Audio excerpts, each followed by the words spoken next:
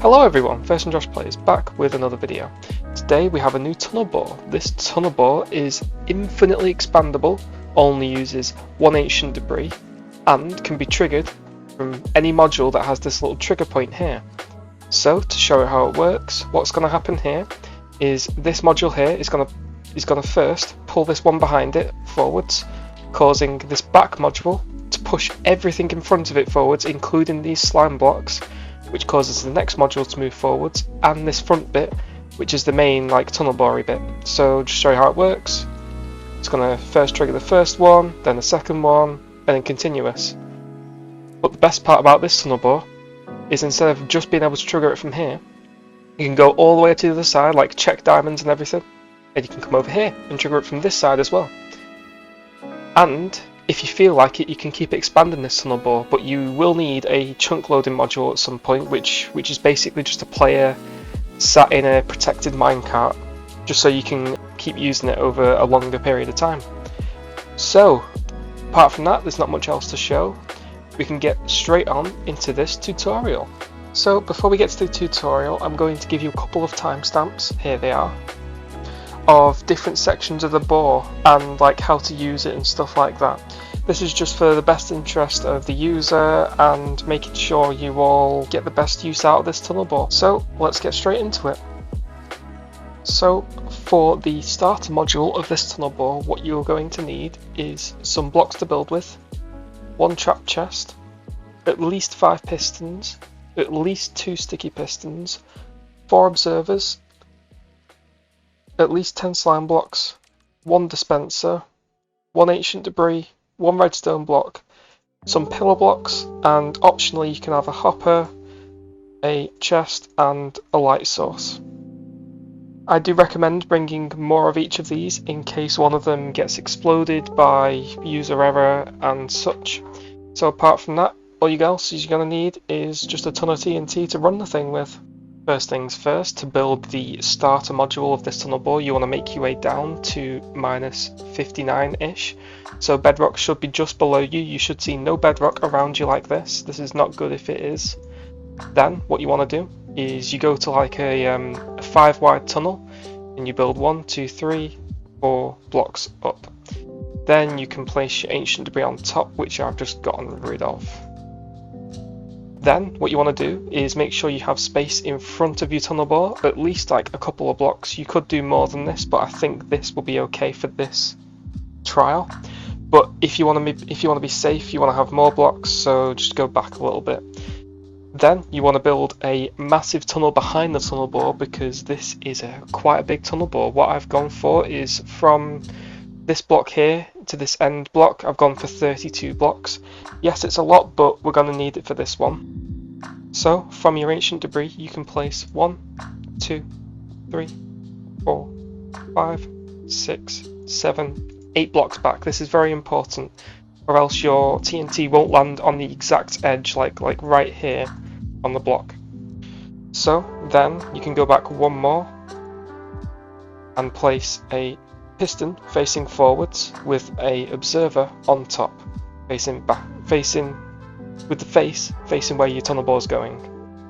Then you can place 2 slime blocks from here, and then pillar up. You're gonna have to pillar up for this, like this, and then place your observer facing upwards. It has to be facing upwards, or the tunnel bore will blow itself up. Then you can place a slime block on top with 2 normal blocks on top of that. This will ensure the TNT correctly gets launched. Then what you can do is you can place a sticky piston facing backwards with a slime block on its face and 2 slime blocks going up. You can then place a block here. This block will connect these 2 bits and allow this slime block to be pushed forwards when the entire tunnel bore is pushed forwards as well. Now this is a bit of a tricky area, so we've converted our deep slate block in our inventory to a cobblestone block because we no longer need deep slate for this bit of the tunnel bore. This cobblestone will show off the blocks that you're going to need to remove after you've placed them. So first you're going to want to place a cobblestone block here with a normal stone block behind. You can then remove this cobblestone block and place an observer facing into the slime block. Then place another stone block behind that. After you've done this, you can place 3 cobblestone behind it and remove these 2. Place a piston facing this stone block connected to this cobblestone block, which you will then place another cobblestone block behind it and remove this one. This will then have an observer with its little arrow facing into this piston and the face inside this block, which you can now remove. This will cause the piston to pulse, don't worry about it. Then place a slime block here with a sticky piston facing backwards on top of it. Then place a trap chest, this has to be a trap chest, on top. Then once you've done that, you can come behind this sticky piston, place a cobblestone block and a redstone block behind it. Remove this cobblestone block and place a piston facing forwards into this slime block. Once you've done that, you can come behind this redstone block and place a sticky piston facing out of the back. This will cause the sticky piston to extend. You can then place a slime block behind it. You can place 2 cobblestone blocks, remove this cobblestone block and place an observer facing into it. Remove this cobblestone.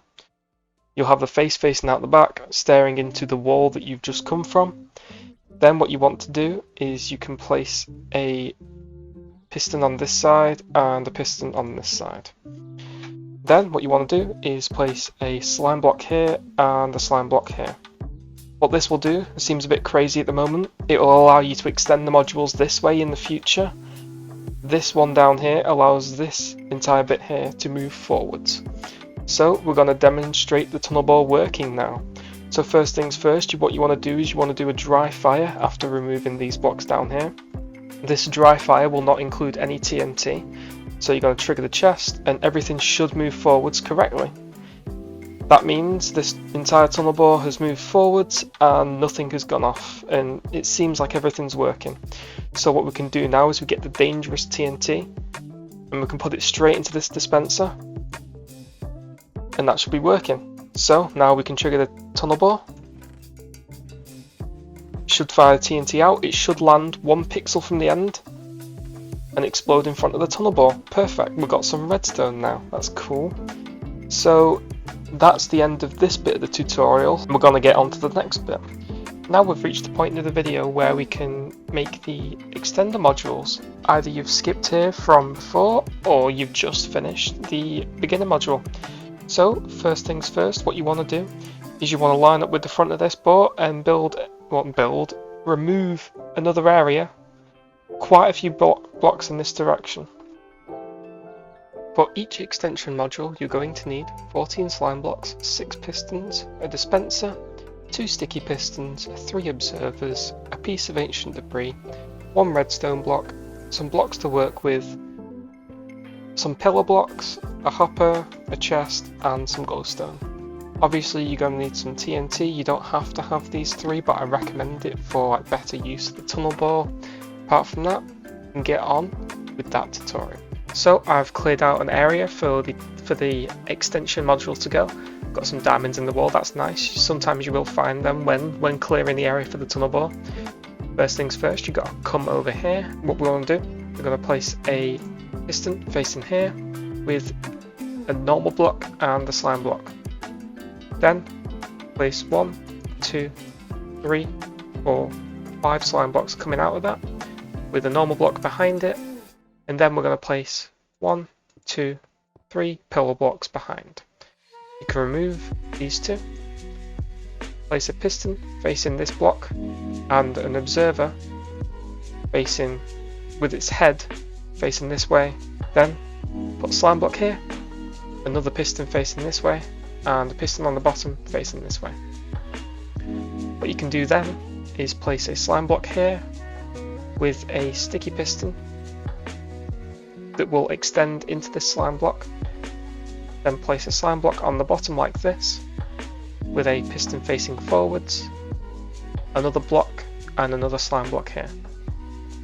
What this will do is it will make an extension module on the back here that will allow this module here to trigger this module, which will trigger this module and go all the way off into the distance. Next, what we're going to do is we're going to build this module again, but with 1 less block on the front. Quick warning from the future, This gap here is not needed. You can just trigger the tunnel bore and it'll get rid of this gap. Basically, build it with no gap here. That's the best thing you can do. Sorry about that. Back to the rest of the video. All we do is place this block here, place an observer, place 2 slime blocks, a piston, a pillar block, stone block, remove the pillar block, place 1, 2, 3, 4, 5, 6, 7, 8, and finally your ancient debris on the end. Then I want you to make your way over here with your dispenser, get on top of the tunnel bore, crouch and place it on top.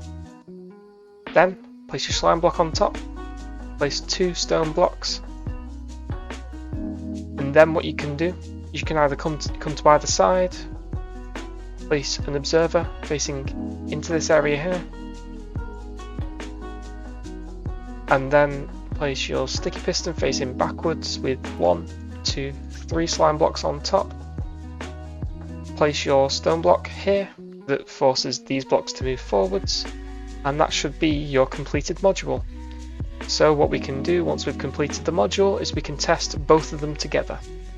All you need to do is open the chest. It should move both modules forwards. If it doesn't, you've made a mistake like I probably have. We're going to test that again because I didn't see it. Yep, everything moved correctly this time. What we do now is we put TNT in this dispenser and we're ready to go. Now what we can do is we can trigger this module and both of them work. So all you need to do to extend this tunnel bore is do the exact same you've done here, but don't put this module, you can put this one instead. So I'm going to show you how to do that in speed motion.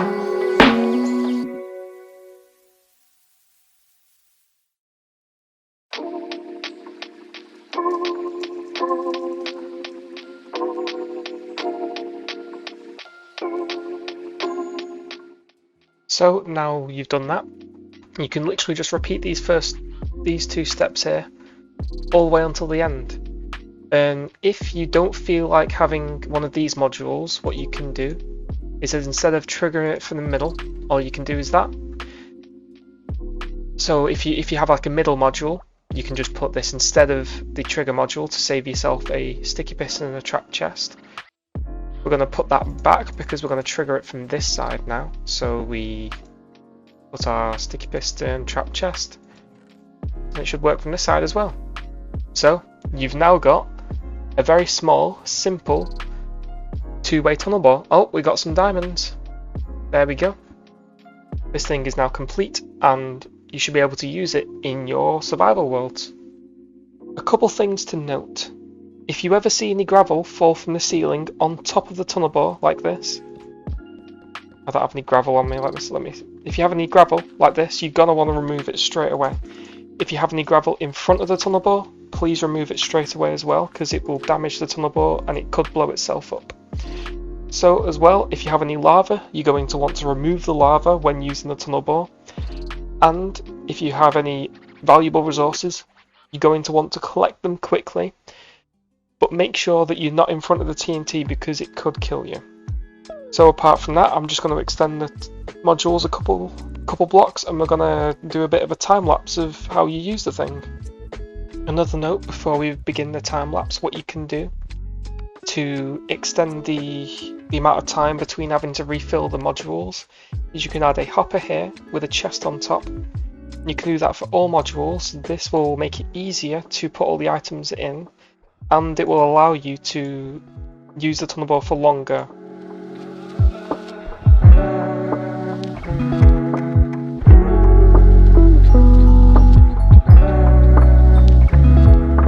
So I hope you all enjoyed this video. Don't forget to like and subscribe to help out the channel, and we'll see you all in the next video. Bye!